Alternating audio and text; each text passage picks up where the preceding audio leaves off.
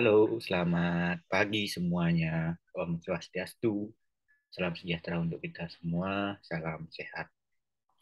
Jadi kembali lagi kita meneruskan kelas perkuliahan planktonologi pada pagi hari ini. Jadi terima kasih yang sudah bisa join dan bergabung pada pagi hari ini. Pada pagi hari ini kita akan berbicara tentang topiknya adalah diversitas dan pola hidup plankton. Jadi masih seputar plankton secara umum general dulu, tapi kita bicara tentang bagaimana sih jenis-jenis plankton dan pola hidup planktonnya secara general dulu. Setelah itu minggu depan kita baru akan bicara tentang spesifik ke masing-masing jenis planktonnya tersebut. Jadi ada beberapa subtema materi yang akan kita bahas dalam pertemuan pada pagi hari ini.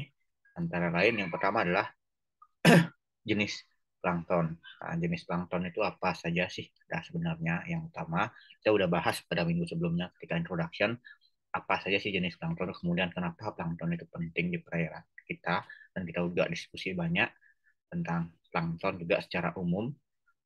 Kemudian yang kedua kita akan berbicara tentang pembagian plankton. Jadi plankton itu ternyata bukan hanya bisa dibagi berdasarkan misalnya uh, bisa menghasilkan makanan sendiri atau dia tidak bisa menghasilkan makanan sendiri, tetapi juga ada pembagian jenis plankton yang pertama berdasarkan dari ukurannya. Jadi ada pembagian uh, klasifikasi jenis plankton dari ukurannya mulai dari ukuran terkecil sampai ukuran terbesar. Jadi kalau selama ini kita menganggap plankton adalah organisme mikroskopis, tidak semuanya seperti yang disampaikan minggu lalu, tidak semuanya plankton itu merupakan organisme mikroskopis. Beberapa juga ukurannya termasuk ke dalam ukuran makroskopis, jadi bisa terlihat dengan mata telanjang. Jadi dengan gampang kita bisa tahu. Kemudian yang kedua berdasarkan dari habitatnya atau tempat hidupnya. Jadi pembagian plankton berdasarkan dari tempat hidupnya. Jadi ada yang hidup di mana dan disebut sebagai apa dan apa gitu. Kemudian yang terakhir fase hidupnya. Jadi fase hidupnya berdasarkan fase hidupnya plankton bisa diklasifikasikan menjadi beberapa jenis. Setelah itu ada kita akan berbicara tentang phytoplankton introduction. Jadi sekilas gambaran umum tentang apa yang dimaksud dengan phytoplankton atau fitoplankton tersebut. Kenapa disebut sebagai fitoplankton? Nah, apakah dia karena heterotrop atau karena autotrop? Terus seperti apa sih ciri-ciri fitoplankton itu? Kemudian yang kedua, zooplankton introduction. Jadi pengenalan secara umum apa sih zooplankton itu? Bagaimana dia disebut sebagai zooplankton? Kemudian jenis-jenis zooplankton itu atau kelas-kelas zooplankton itu ada apa saja? Jadi itu adalah topik yang akan kita bahas pada pagi hari ini. Semoga bisa menambah pengetahuan adik-adik yang mengikuti kelas planktonologi. Oke, jadi yang pertama kalau kita lihat, kita sudah bicara minggu lalu sebenarnya jenis types of plankton ini juga sudah ada pada slide sebelumnya, jenis plankton. Jadi secara garis besar, plankton itu dibagi menjadi dua jenis, yaitu phyto dan zoo. Jadi phyto plankton dan zooplankton. Phytoplankton itu adalah organisme yang sifatnya autotrofik atau mampu menghasilkan makanannya sendiri. Kemudian sebagian besar phytoplankton itu termasuk dalam microscopic plants and bacteria. Jadi ukurannya sangat kecil, rata-rata phytoplankton itu sangat kecil sekali jika dibandingkan dengan ukuran zooplankton yang sangat beragam, mulai yang paling kecil sampai yang paling besar. Kemudian kalau zooplankton itu dia termasuk dalam heterotropik. Nah, kita udah bahas minggu lalu apa bedanya autotropik dan heterotropik. Jadi kita ulangi lagi di sini ya. Kemudian dia termasuk juga microscopic animals. Jadi beberapa microscopic animals, tapi ada juga yang ternyata macroscopic. Macroscopic animals. Jadi ukuran yang sangat besar sekali. Ini jenisnya. Jadi ada Cetoceros, ada Diatom, ada macam-macam di sini jenis dari Dinoflagellata, dari phytoplanktonnya. Kemudian ini zooplankton ada copepod, macam-macam di sini. Jadi kelihatan banget kontrasnya di sini. Cuma yang di sini agak membingungkan adalah si Cetoceros ini sebenarnya bukan, kalau kita hitung kayak gini nih, dia sebenarnya bukan satu organisme ya, tapi terdiri atas berbagai banyak organisme karena satu satu fitoplankton itu biasanya terdiri atas satu sel. Jadi ini sebenarnya ada 1, 2, 3, 4, 5, 6, 7, 8, 9, 10. Jadi kalau dia kepotong ini, dia masih bisa tumbuh lagi, masih bisa hidup. Beda sama ini. Kalau ini udah kepotong ya udah mati dia. Jadi ini adalah yang pertama kita bahas. Jadi types of plankton secara garis besar, plankton bisa dibagi menjadi dua, yaitu phytoplankton dan zooplankton. Nanti ada video yang akan menjelaskan ini, yang saya ambil dari beberapa source di YouTube yang menjelaskan animasi tentang plankton ini sehingga adik-adik bisa lebih memahami lagi perkuliahan tentang atau tema tentang tipe of plankton ini. Oke, kita masuk ke materi berikutnya yaitu jenis-jenis plankton, pengklasifikasikan plankton. Tadi kalau di awal kan saya bilang ada plankton yang diklasifikasikan berdasarkan ukuran, kemudian ada yang plankton dia diklasifikasikan tempat hidup, kemudian ada plankton yang diklasifikasikan berdasarkan dari siklus hidupnya. Nah, yang pertama kita akan bicara tentang plankton berdasarkan ukuran. Jadi secara garis besar ada 4 ya, kadang ada 5 yang disebutkan, nggak apa-apa salah sih. Mereka sebenarnya mirip-mirip, cuma tergantung dari perkembangan ilmunya. Jadi dulu ada 4, kemudian jadi 5, salah. Jadi ada yang disebut dengan nanoplankton. Yang pertama, nanoplankton lah ketika kita menemukan plankton, dia ukurannya 60 mikron. Jadi di bawah 60 mikron, sangat kecil sekali. Sehingga ya kita nggak bisa langsung ambil aja, kemudian amati nggak bisa. Jadi kita harus menemukan alat saring khusus untuk bisa mendapatkan jenis plankton ini. Jadi kalau nanoplankton ini didominasi oleh uh, plankton dari jenis zooplankton sebenarnya dan beberapa dari protozoa. Nah, sebenarnya di bawahnya nano juga ada phytoplankton biasanya yang lebih kecil lagi ukurannya. Cuma kalau kita di lab kita di perikanan sini kita belum bisa amati phytoplankton. Pertama karena kita tidak punya planktonet yang spesifik untuk bisa menyaring ukuran yang lebih kecil lagi dibandingkan nanoplankton, sehingga maksimum yang kita mampu saring adalah hanya nanoplankton saja. Kemudian kita juga tidak punya mikroskop yang benar-benar bisa mengamati ukuran yang sangat kecil tersebut. Jadi kita hanya bisa mengamati mulai dari nanoplankton ini. Kemudian ada neplankton atau mikroplankton yang itu ukurannya 60 mikron sampai dengan 3 mm. Jadi ini banyak di didominasi oleh zooplankton, diatom, beberapa jenis diatom tapi tidak semuanya, Deinophagata dan invertebrate. Jadi invertebrate atau tidak bertulang belakang. Mohon maaf saya agak batuk-batuk. Kemudian ada juga ukuran plankton yang lebih dari 3 mm. Jadi kalau net plankton itu 60 mikron sampai 3 mm. Kalau ini makroplankton ukuran lebih dari 3 mm. Kemudian megaloplankton yang besar lebih dari 1 cm, jadi kelihatan banget ya ukurannya.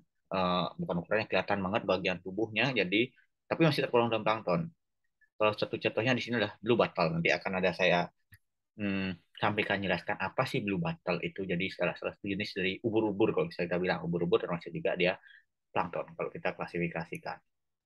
Nah ini dia jadi contoh megaloplankton atau kita sebut di sini adalah blue bottle. Kenapa blue bottle? Karena warnanya cantik sekali. Dia blue, terus ada bagian yang tubuhnya kalau diamati secara detail lagi dia mirip kayak botol, tapi sebenarnya ya nggak mirip-mirip banget. Hingga dia dinamakan sebagai blue bottle. Nah ini contohnya. Jadi warnanya biru, cantik banget. Jadi dia punya koloni dari polipnya, dari banyak banget sih polipnya di sini. Kemudian di tentakel-tentakelnya nih. Nah yang menarik adalah ketika kita tahu suatu organisme semakin cerah, kadang-kadang kita harus berwaspada sedikit atau memiliki kewaspadaan. Jadi organisme ini dia memiliki racun, sengatan racun pada tentakel-tentakel di sininya tuh. Nah, di sini dia punya sengatan racun. Jadi dia makan menggunakan long tentakelnya ini dengan cara misalnya ada ikan nih. Ikan lewat, kemudian tentakelnya ini akan bergerak menyerat si ikan, kemudian menyengat. Nah, menyengat ikan akan seperti mabuk atau teler ya. Kemudian mati akhirnya. Nah, ini cukup sering ditemui di Indonesia juga, di Bali juga pada musim-musim tertentu. Nah, ditemui di Pantai Sanur, jadi sering disebut dengan ubur-ubur api kalau nggak salah namanya. Karena ketika kena sengatannya itu kulit kita melepuh. tidak menyebabkan kematian sih, cuma ada beberapa kasus katanya di beberapa negara lain ketika dia dosisnya terlalu tinggi itu bisa menyebabkan orang masuk rumah sakit juga. Tapi hal yang paling sering terjadi kita adalah melepuh. Nah, jadi hati-hati kalau melihat ubur-ubur ini di pantai, lebih baik batalkan dulu mandinya. Kenapa? Kelihatannya sih imut ya, imut kecil-kecil gitu, tapi kalau udah kesengat itu wah luar biasa. Sakitnya setengah mati. Lebih sakit dibandingkan kena landak laut atau bulu babi. Lebih sakit daripada itu. Malamnya bisa panas dingin juga. Dan ada beberapa, kalau tidak salah kemarin saya ikut seminar yang judulnya sengatan hewan beracun di laut, yang waktu itu pematerinya ada dari dokter. Jadi beliau menjelaskan cara-cara untuk pertolongan pertama ketika terkena sengatan ini, dan beliau menjelaskan ada yang ternyata sampai masuk ke keadaan gawat ketika tersengat ini. Apalagi kesengatnya banyak itu, jumlahnya banyak. Jadi hati-hati ketika ke sana. Ini tidak tentu musimnya. Jadi sudah beberapa musim angin harusnya pada bulan-bulan ini dia ada, tapi sekarang nggak ada. Jadi persebarannya cukup banyak ada di Indonesia. Kalau kita bilang dia sebut dengan kalau nama ilmiahnya Portugis Man of War. Jadi mungkin Man of War itu yang menyebabkan dia seperti kayak perang. Nah, ini tadi yang tadi saya jelaskan. Jadi ini tadi mikroplankton dan yang pembagian ukuran plankton. Jadi kok tadi kita dari mikro, meso, net plankton, mikroplankton, nanoplankton, sampai makroplankton dan megaloplankton. Jadi 200 cm. Nah, ini lebih detail lagi dari McGraw-Hill menyebutkan bahwa kalau dulu hanya dibagi jadi 4, kalau kita sekarang ternyata sudah ada 6 klasifikasi, lebih detail banget. Jadi kelihatan banget di sini plankton 2 sampai 2 mikron. Sangat kecil sekali sehingga susah, 0,2 sampai 2 mikron. Sangat kecil sekali sehingga susah banget untuk ditangkap. Lalu net plankton yang khusus sama juga kayak nanoplankton di sini agak susah beberapa ya, sehingga yang bisa di net plankton kan biasanya di makro, meso, mikro plankton yang gampang. Kalau megaloplankton nggak perlu pakai net, udah kelihatan banget, tinggal diambil aja di sana. Jadi ini pembagian uh, plankton berdasarkan dari ukurannya. Jadi bisa jelaskan kok di sini pasti dominansinya dari mikro sampai ke pico itu adalah jenis-jenis dari fitoplankton. Jadi ukurannya sangat kecil-kecil dan satu organisme satu sel biasanya, tidak lebih. Kalau yang mesoplankton itu mulai sampai ke megaloplankton biasanya ya animal tadi udah kelihatan ya, untuk tubuhnya, kemudian memiliki alat gerak, nah, kayak ini ubur-ubur macam-macam. Kalau di sini ya ini macam-macam fitoplankton. Nah, ini dia tadi yang kita bilang, ternyata uh, plankton itu bukan sesuatu yang kecil banget, kadang-kadang dia kecil banget sama kayak ini contohnya ubur-ubur ini, ubur-ubur yang sangat besar. Nah, ini termasuk dalam golongan zooplankton. Jadi kita harus ingat zooplankton are not always tiny but they are drifter. Jadi nanti kalian terjemahkan sendiri apa maksudnya ya. Jadi ini kalau kalian lihat sini perbandingan antara manusia sama ubur-uburnya, yang pasti ini bukan di Indonesia. Ini ada di luar Indonesia, outside of Indonesian. Jadi cukup besar ukurannya, dan kalau ini sepertinya tidak terlalu berbahaya karena si diver ini berani dekat ke dia. Kalau dia ini berbahaya atau ada sengatannya, otomatis di diver ini bahaya kena sengatannya juga. Misalnya kayak si blue bottle tadi. Kalau blue bottle tidak seukuran ini besarnya, paling dia besarnya sampai kepalan tangan paling besar biasanya gitu. Nanti ada videonya kalau nggak salah, nanti ada videonya, nanti saya akan share di OAS, jadi kalian bisa membayangkan bagaimana si blue bottle itu. Nah, tadi kalau plankton berdasarkan ukurannya sudah jelas, tadi dia ada beberapa pembagian jenis plankton. Kemudian saya akan jelaskan juga tentang plankton berdasarkan habitatnya atau tempat hidupnya. Jadi habitat dari plankton seperti pada pertemuan sebelumnya, habitat itu mempengaruhi jenis plankton yang hidup di dalamnya. Jadi tidak semua plankton itu mampu memiliki toleransi terhadap lingkungan yang cukup besar. Contohnya salinitas salah satu. Salinitas saja. Jadi tidak semua plankton itu bisa hidup pada daerah yang bersalinitas tinggi atau salinitas nol. Jadi ada yang beberapa memang bisa ditemui, tapi tidak semuanya. Jadi pilihannya ketika dia misalnya moving karena arus dari perairan sungai ini, pindah kena arus banjir, kemudian sampai dia di muara. muara sungai di mana mulai payau tuh. Nah, di sana mulai dah seleksi alamnya berjalan. Siapa yang mampu beradaptasi atau memiliki kemampuan adaptasi terhadap perubahan salinitas dari tawar di payau tuh biasanya akan mampu hidup dan kita akan temui di sana. Cuma tidak semuanya. Kemudian kalau yang tidak bisa beradaptasi ya dia akan mati di sana. Jadi kalau kita kelompok kasri besar yaitu ada limnoplankton, plankton yang hidup di air tawar. Jadi contohnya nih Melosirah, Amphanadium, Scenedesmus, Spirogyra, Synedra dan lain-lain. Kemudian ada juga marine plankton. Jadi kalau bahasanya disebut dengan haliplankton. Haliplankton lah plankton hidup yang di air laut atau payau. Jadi mulai terpengaruh oleh salinitas.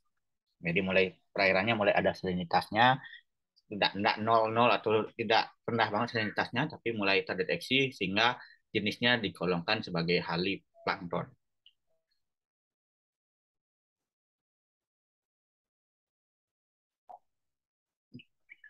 Oke, kemudian yang terakhir pembagian plankton berdasarkan dari fase planktonis atau daur hidupnya atau siklus hidupnya. Jadi kita udah diskusi nih minggu lalu nih.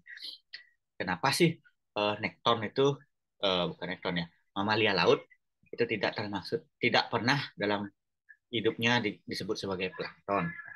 Terus kenapa nekton kadang-kadang pada sebagian hidupnya disebut sebagai plankton dan juga kenapa sih vertebrate lainnya yang ikan misalnya ataupun kayak kepiting dan lain-lain itu dia juga disebut plankton pada sebagian daur hidupnya. Cuma si mamalia laut saja yang tidak tergolong dalam plankton selama dia hidupnya. Jadi nggak pernah dia memasuki fase planktonis. Jadi kalau kemarin itu ada tiga, sebenarnya secara garis besar ya ada dua. Cuma ini ada tambahan tikoplankton satunya. Jadi kalian sudah jelas lah ini karena kita udah diskusi banyak minggu lalu. Yang pertama disebut dengan holoplankton atau disebut dengan permanen plankton. Jadi plankton yang seumur hidupnya dia ya konsisten tetap menjadi plankton, tidak berubah bentuk menjadi ikan, menjadi kepiting, menjadi bintang laut ataupun hal-hal lainnya. Jadi dia seumur hidup dia tetap menjadi plankton. Itu terlahir sebagai plankton, kemudian matinya juga sebagai plankton. Kemudian meroplankton atau temporary plankton. Jadi kalau kita bilang adalah plankton temporary, plankton sebagian ya. Dari sebagian siklus hidupnya dia hanya menjadi plankton. Setelah dia melalui fase tertentunya, melalui fase larva, menjadi ikan muda misalnya dia nggak jadi plankton lagi tapi jadi ikan, jadi kepiting dan lain-lain. Jadi biasanya ditemukan kalau meroplankton ini pada organisme-organisme yang pada fase juvenil or pada fase larva.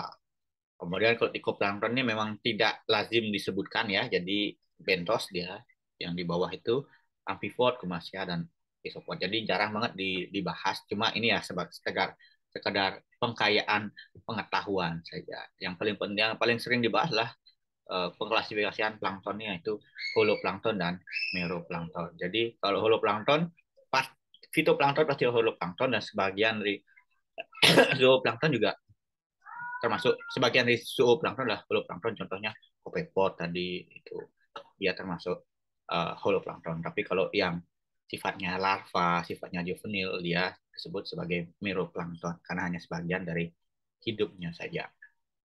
Nah, ini contohnya holoplankton. Jadi holoplankton ini contohnya sini adalah Atlanta peroni. Jadi ini contohnya snail ya. Snail itu apa ya? Siput. Jadi siput. Kemudian ini zooplankton itu kopepod. Nah, kalau ini dia, nah ini holoplankton permanen nih. Jadi dia kayak gedenya ya kayak gini tetap dia. Kemudian nih zooplankton nih kopepod nih, dia kayak gini juga kecilnya kayak ini, gedenya kayak ini dia nggak berubah jadi ikan. Snail ini juga tetap ya snail yang kayak ini, bukan snail yang kayak siput pada umumnya. Dia kayak gini terus dia. Atlanta peroni. Nah, ini yang paling sering kita temui kalau kita sampling biasanya. Nah, ini juga holoplankton. Jadi semua jenis fitoplankton. Saya ambil contoh aja di sini. Ada Navicula. Kalian pasti tahu yang uh, anak-anak suka band musik khususnya dari Bali pasti tahu Navicula itu apa. Jadi Navicula itu ternyata band Navicula itu terinspirasi dari nama plankton. plankton yang hidup pada perairan baik. Jadi indikator navikularnya sebenarnya indikator plankton yang hidup pada perairan yang baik, belum tercemar. Sehingga kalau kita menemukan navikular di sini, kita bisa yakin perairan tersebut perairan masih dalam kondisi baik-baik saja, belum ada tekanan, belum ada hal-hal lain yang akan mempengaruhi keseimbangan ekosistemnya. Jadi mungkin itu ya filosofi dari band navikular tersebut. Ini Cetiosaurus yang tadi saya jelaskan di awal tadi ketika kita bicara fitoplankton. Jadi kayak gini. Jadi kelihatan kan nih satu sel, satu sel, satu sel, satu sel, satu sel, satu sel, satu sel, satu sel, satu sel. Kelihatannya kayak emang kayak mirip ke zooplankton. Tapi kalau kita amati dia tidak memiliki kayak animal ya. Cuma emang dia memiliki rambut-rambut tetap kayak gini aja. Ini bagian tubuhnya saja. Cuma ini tidak merupakan alat geraknya si Cetiosaurus. Nah, contohnya meroplankton. Jadi meroplankton tuh nanti ini ada contohnya banyak banget, ada sekitar 10. Jadi si archin itu planet laut, starfish, si squid dan lain-lain. Most of reef fishes dan most of fish ketika dia di fase larva atau di fase juvenile. Oke, kita lihat. Nah, ini contohnya kenapa sih dia disebut dengan meroplankton? Contoh kita ambil pada squid. Squid itu apa squid? Cumi. Jadi squid itu yang paling menarik sebenarnya. Kenapa? Karena dalam fase hidupnya dia mengalami semuanya. Mengalami sebagai bentos, mengalami sebagai nektron, mengalami sebagai plankton. Nah, tapi kalau kita definisikan sebagai plankton, dia pernah mengalami fase planktonit yang disebutkan phytoplankton. Jadi ketika dia dewasa, ini dewasa, induk dewasanya, dia mature, kemudian melakukan perkembangbiakan, telurnya akan menempel pada lapisan bentik. Hingga pada saat ini dia sebut sebagai bentos, nempel ya, nempel banget di lapisan dasarnya, sehingga bentik egg sex.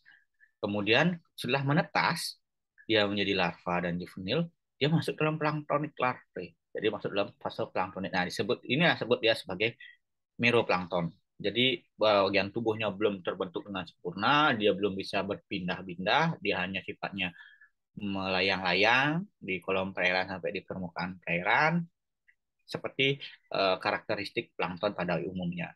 Kemudian kalau sudah dewasa, artinya bagian tubuh sudah terbentuk dengan sempurna, alat geraknya terbentuk, organ tubuhnya terbentuk, dia termasuk dalam nekton. Jadi nektonic adult. Jadi seperti ini contohnya. Jadi menarik banget squid ini, dia bisa dalam fase hidupnya mengalami 3 fase sebagai bentos, plankton, dan nekton. Nah, ini lagi contohnya meroplankton yaitu lobster. Jadi kalau kalian lihat di sini kayak alien ya jadinya. Gambarnya kayak ini. Jadi ketika lobster yang kalian lihat misalnya di Jimbaran, makan di Jimbaran tuh bagian tubuhnya lengkap, menarik banget. Tapi ketika dia baru menetas dari telurnya, nah kayak gini bentuknya. Kayak alien banget ya. Ini agak susah kita amati sebenarnya kalau kita menggunakan peralatan kita. Ini butuh mikroskop yang benar-benar canggih banget untuk bisa melihat sedetail ini. Ini lobster larvae, jadi juga larvanya kayak ini, tergantung dari jenisnya. Nah, nih. Ini udah mulai terbentuk, dia udah mulai meninggalkan fase planktonik habis ini karena dia sudah mulai membentuk bagian tubuhnya secara lengkap dan dia akan melakukan molting nanti, terus mengganti cangkang bagian tubuhnya, karapasnya, sehingga dia akan membesar, membesar, membesar. Nah, ini mulai kelihatan kaki renangnya. Semua bagian tubuhnya mulai mulai lengkap. Ini udah akan mulai meninggalkan fase planktoniknya untuk menjadi nektronnya kembali. Ini anemon. Jadi pertanyaan saya, anemon itu tumbuhan atau hewan? Nanti dijawab ya. Jadi kecilnya kayak gini nih, layang-layang. Saya lihat nanti dia nempel di substrat yang memang cocok, maka dia akan mampu hidup. Gedenya kayak gini. Jadi jangan salah, yang kecilnya kelihatannya jelek banget, ternyata besarnya menjadi putri yang sangat cantik banget. Kecilnya mungkin kalau orang Bali tengesan, ingusan, saset, kemudian jorok, itu kelihatannya, ternyata waktu besarnya menjadi sesuatu, berubah 180 derajat menjadi putri yang sangat cantik. Ini si kamar atau teripang. Jadi kecilnya kayak gini, nggak jelas kayak ini, bentuk tubuhnya kayak alien juga. Nah, gedenya seperti ini teripangnya.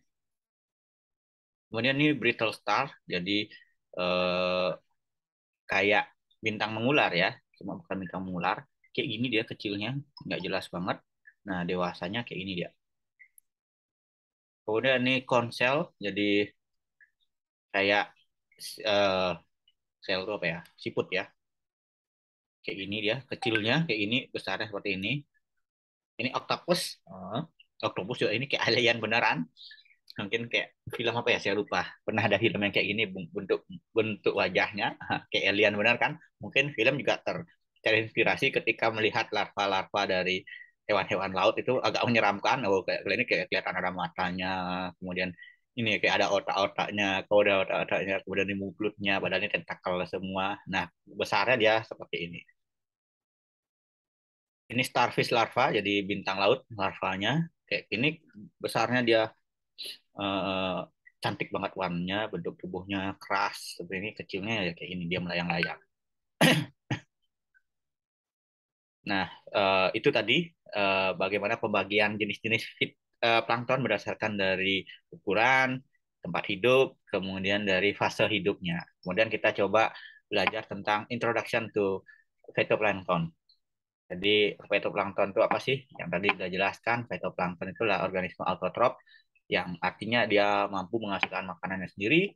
Kenapa dia mampu menghasilkan makanannya sendiri? Karena dia, kalau ditanya seperti itu, pertama jawabannya, fitoplankton itu apa? Fitoplankton adalah organisme autotrof. Autotrof itu artinya apa? Autotrof mampu menghasilkan makanan sendiri dan bisa memberikan energi ke organisme lainnya. Kenapa seperti itu? Karena dia mampu menghasilkan makanan sendiri dan menghasilkan energi orang lainnya dari proses fotosintesis yang dilakukan.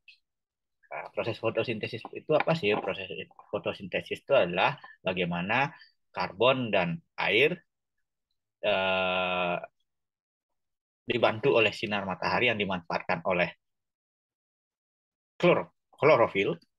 Ini kelupaan klorofilnya di sini lagi satu ya. Jadi kalau nggak ada sunlight, bukan sunlight deterjen ya, sunlight itu sinar matahari yang dimanfaatkan oleh klorofil sebagai sumber energinya. Kemudian ada nutriennya juga, dia akan mampu menghasilkan C6H12O6 atau gula yang akhirnya glukosa dan mempunyai hasil samping yaitu berupa oksigen. Jadi oksigen hasil sampingnya. Pertanyaannya nanti saya tanya, ketika si plankton ini dalam siklus fotosintesis, dia menghasilkan oksigen, apakah dia juga memerlukan oksigen? Menurut kalian? Tolong dijawab ya. Jadi ini, jadi kenapa kita bilang dia bisa menghasilkan makanan sendiri? Karena itu dari proses fotosintesisnya sendiri, ya akhirnya dia bisa menghasilkan makanan ini, organic compounds yang di dalam tubuhnya ini bisa dimanfaatkan oleh organisme lain secara langsung dimakan untuk sebagai sumber energinya oleh zooplankton misalnya atau hewan-hewan yang sifatnya herbivore atau filter feeder tadi. Kemudian juga dia bermanfaat lain, secara tidak langsung dia menghasilkan oksigen yang bisa secara tidak langsung dimanfaatkan oleh organisme lain. Contohnya kayak manusia, ikan, dan lain-lain di perairan tersebut yang memerlukan oksigen. Jadi itu pentingnya si fitoplankton.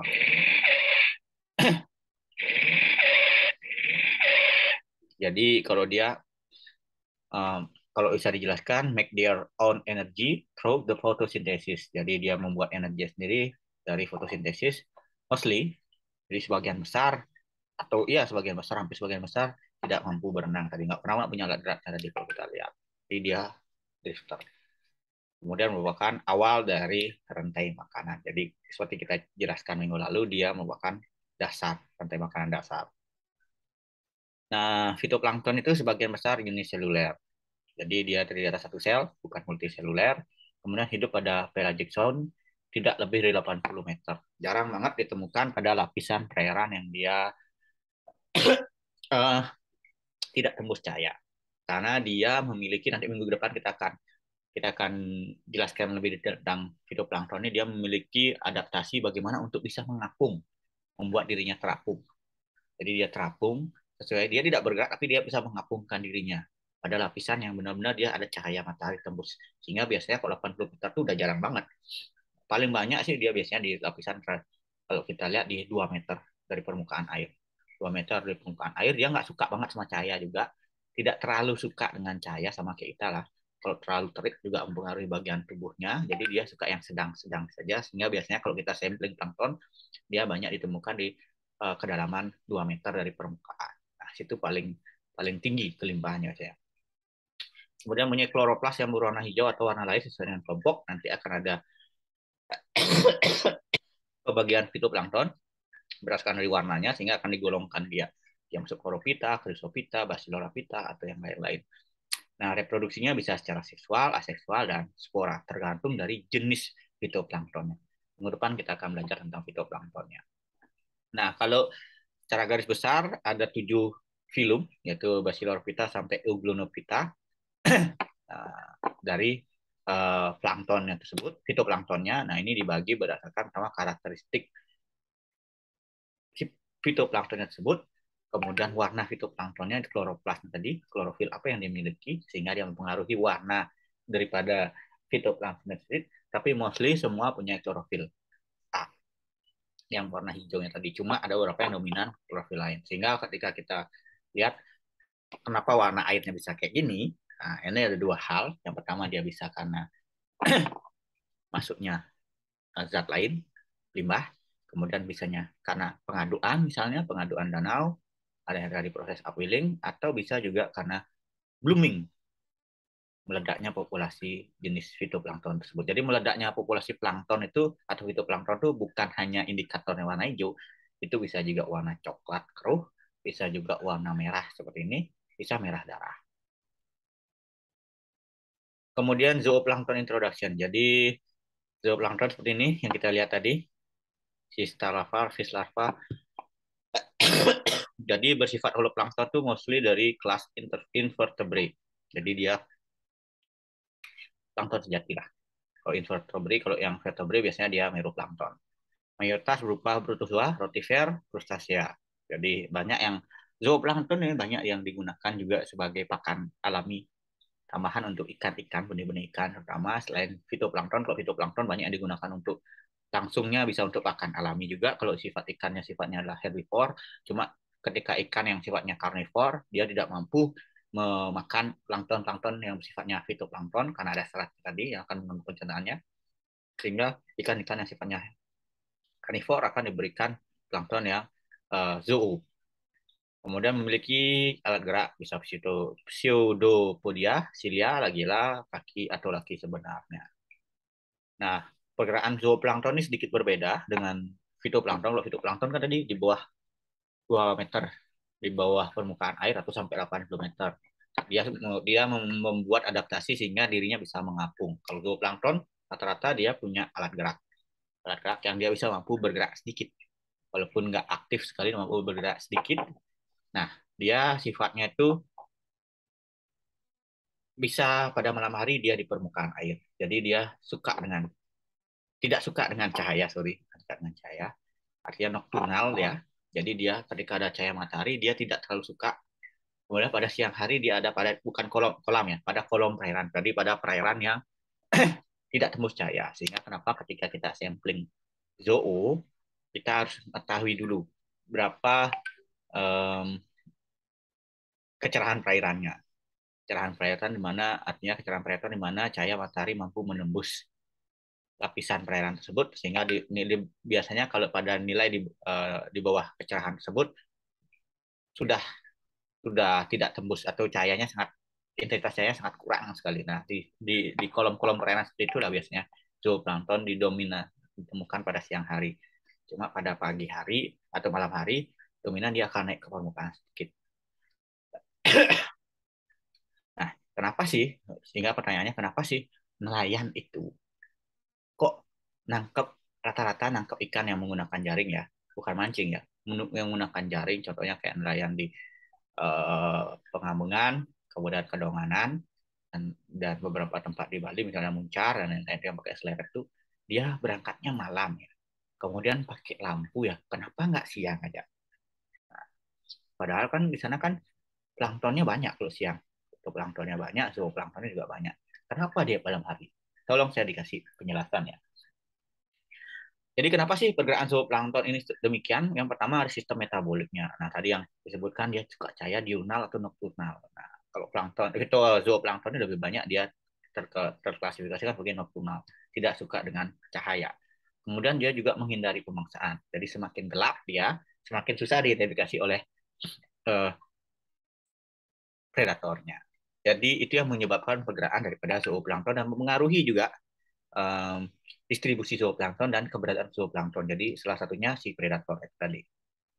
Nah, zooplankton itu bisa dibagi menjadi 12 filum, jadi cukup banyak sekali. Yang rata-rata adalah invertebrate.